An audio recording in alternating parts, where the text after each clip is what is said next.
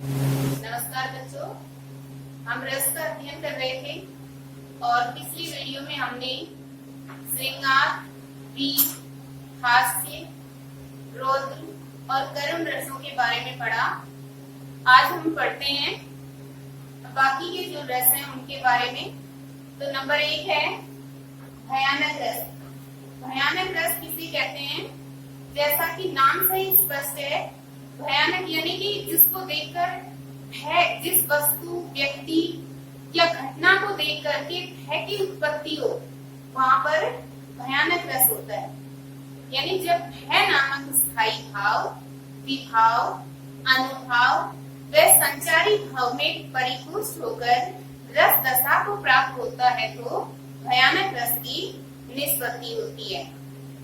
इसका उदाहरण है, एक ओर अजगर की लठी, एक ओर मृगराय, विकल बटोही बीच ही पर्यो मूर्छा खाए। इसका आशय इस प्रकार है कि एक ओर अजगर की लठी, कि कोई यात्री है, राहगीर है, वो कहीं जा रहा है और रास्ते में जैसे ही वो जा रहा है तो अचानक वो एक तरफ एक अजगर को देखता है और एक तरफ मृगराय यानी कि एक और सिंह को देखता है, और अजगर और सिंह को देख करके यात्री भयभीत हो जाता है। विकल बटोही बीच ही पर्यो मूर्छा खाए। तो जो यात्री था वो भयभीत हो जाता है और रास्ते के बीच ही मूर्छित होकर के गिर जाता है। यानी अजगर और सिंह को जब यात्री ने देखा तो उनको देखकर वह भयभीत हो जाता है और वह मूर्छित होकर गिर जाता है। इसका स्पष्टीकरण है, इसमें भय का जो भाव है वो किसके मन में उत्पन्न हो रहा है? यात्री के मन में। तो जो आश्रय है वो होगा यात्री। किसको देखकर उसके मन में, यात्री के मन में भय का भाव उत्पन्न हो रहा है? तो अजगर व सिंह को देखकर यात्री के मन में भय का भाव उत्पन्न हो रहा है। इसलिए अजगर और जो सिंह है वो क्या होंगे? विषय होंगे। तो अजगर व सिंह से विषय हुए और यात्री जो है ये आश्रय हुआ, और ये दोनों यानी आश्रय और विषय दोनों मिलकर क्या बने? आलंबन बने। अब जैसे ही यात्री ने अजगर व शेर को देखा, उनको देख करके वह भयभीत हो जाता है और उसके भय को बढ़ावा किसने दिया? भय को बढ़ावा दिया उनकी यानी अजगर व सिंह की एक तो विशाल आकृति ने और उनकी चेष्टाओं ने यात्री के भय को बढ़ावा दिया, जिसकी वजह से वह और अधिक भयभीत हो जाता है। अब बहुत ज्यादा यात्री डर जाता है और डरने के बाद क्या होता है? अनुभव कि यात्री कांपने लगता है, उसके पसीने आ जाते हैं, वह मूर्छित होकर गिर जाता है।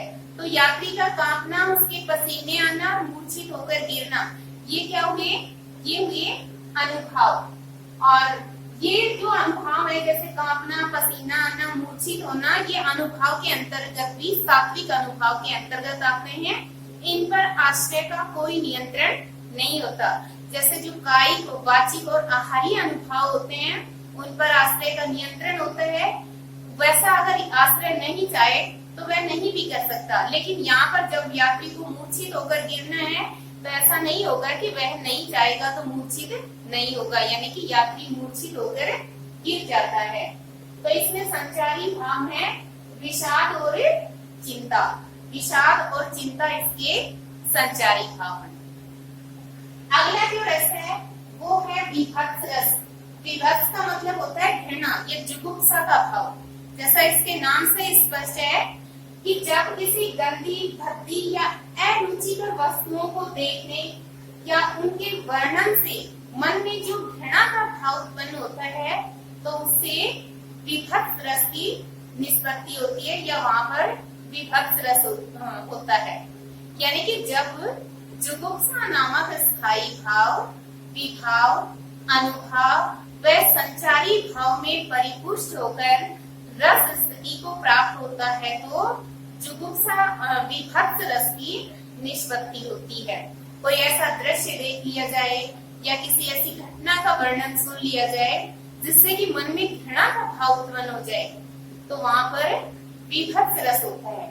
इसका उदाहरण है, सिर पर बैठो काग, आंख दो खाट में विकारत, खींचत जीवन की शार, अति ही आनंद उधारत, गीत जागी को खोदी खोदी की मांस उपारत, सान आंगुरी काटी काटी की खात बिगारत।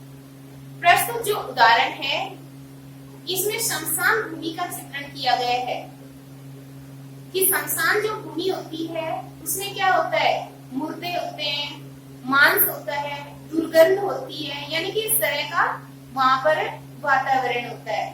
तो इसमें बताया गया है कि शमशान भूमि में जो सिर पर बैठो काग आंख दो हाथ निकाल के जो कौवे हैं वो मुर्दों के सिर पर बैठ करके और उनकी आंखें निकाल कर खा रहे हैं।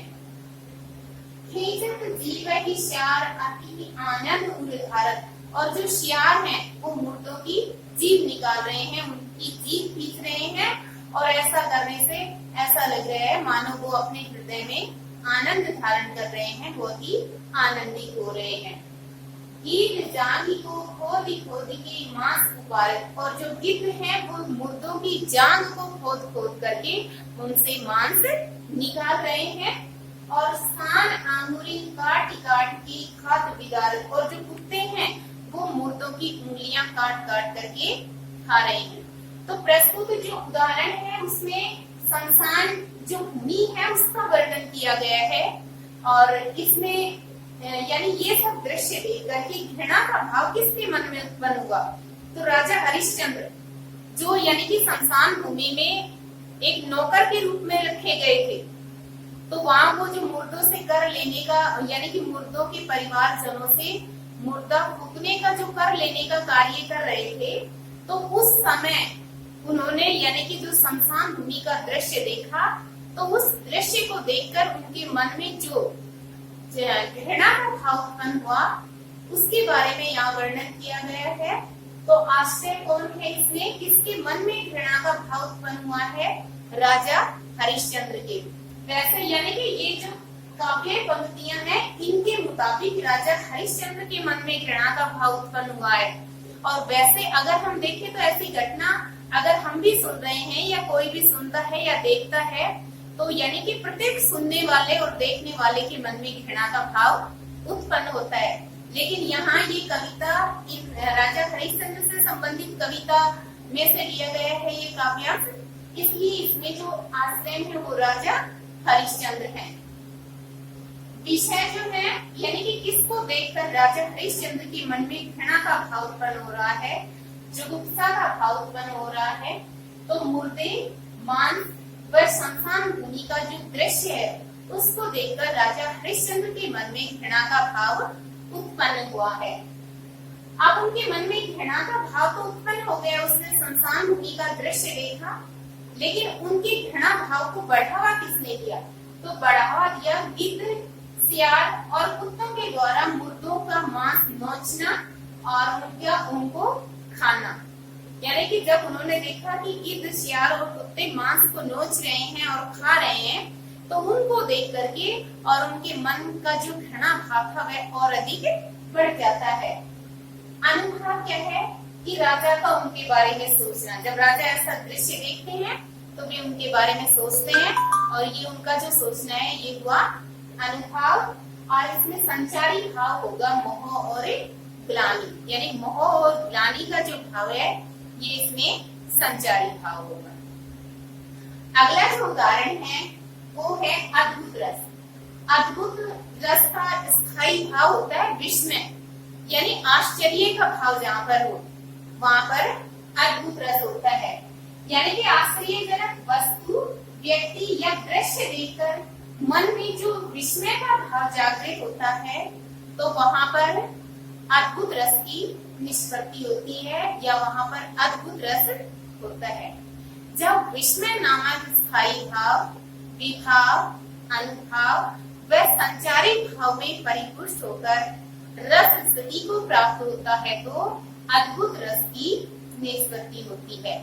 इसका उदाहरण है अखिल भुवन चर अचर सब, हरिमुख मेल मातु, चकित भई गद गद वचन, विकसित दृग पुलका अखिल भुवन चर अचर सब खरी मुख में यथि मातु। यानी जब माँ ने एक बार जब श्री कृष्ण मिट्टी खा रहे थे तो माँ ने श्री कृष्ण से कहा कि भाई तुम अपना मुंह दिखाओ, तुमने मिट्टी खाई है। तो श्री कृष्ण मना कर देते हैं। जब वो बचपन में छोटे थे तो उन्होंने मना कर दिया कि मैंने मिट्टी नहीं खाई, लेकिन माँ ने कहा कि तुमने मिट्टी खाई है, तुम अपना मुंह खोलो, मैं देखती हूँ तुम्हारे मुंह में मिट्टी है।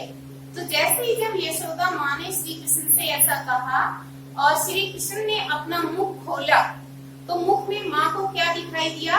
मुख में माँ को पूरा ब्रह्मांड दिखाई दिया, और जिसको देख करके माँ आश्चर्यचकित हो जाती है।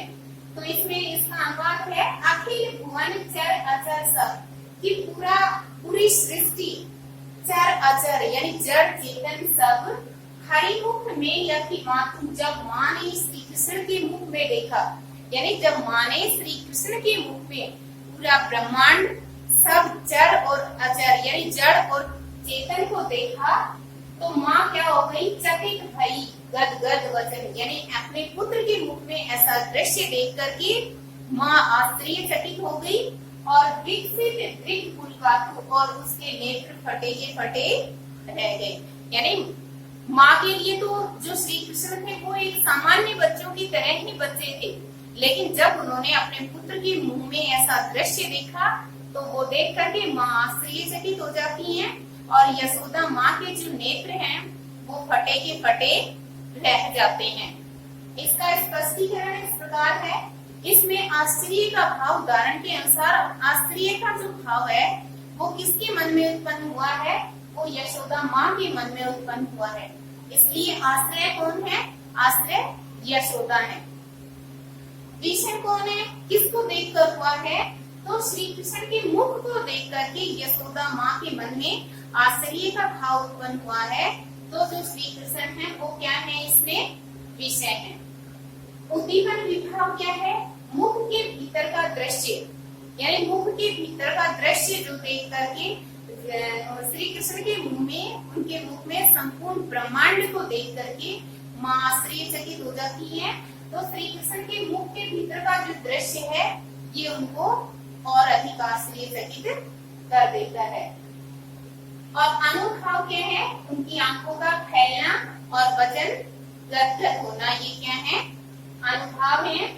और इसमें दैन्य और भय संचारी भाव, यानी जैसे ही माँ ने श्री कृष्ण को देखा मन में आश्चर्य का भाव उत्पन्न हुआ कि देखो मेरा बच्चा मिट्टी खा रहा है, और मिट्टी खा रहा है ये उसको यानी ये देखकर माँ को आश्चर्य होता है, और फिर वो अपने पुत्र को मुंह खोलने के लिए जब कहती है तो उनका आश्चर्य और अधिक बढ़ जाता है कि मुख में तो मिट्टी की जगह पर पूरा ब्रह्मांड दिखाई दे रहा है, जिसको देख करके माँ आश्चर्यचकित हो जाती है और उनकी आंखें फटी की फटी रह जाती हैं और अपने मुख से वो वचन भी नहीं कह पाती हैं। और इसमें दैन्य और जो भय है वो संचारी भाव है।